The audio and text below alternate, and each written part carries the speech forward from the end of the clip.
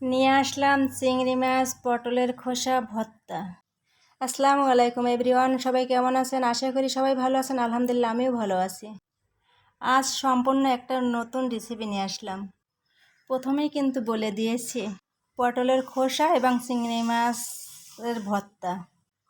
আমিও first time এই ভর্তাটা নিজে ট্রাই করলাম, খেয়েও দেখলাম অনেক মজা লাগলো। আপনারা চেষ্টা করে দেখতে পারেন, আমার কাছে কিন্তু খুব মজা হয়েছে। গ্রামের চাষিরা একটা কথা বলতো যে কেনা মুরগির নলিত মাংস আছে। শহরের কেনা প্রতিটা তরকারি গ্রামের মুরগির নলির মাংসের মতো মনে হয়। এজন্য কিছু বাদ দিলাম না, চেষ্টা করলাম নতুন রেসিপি করার জন্য। ভালো থাকবেন সবাই, আমার জন্য দোয়া করবেন।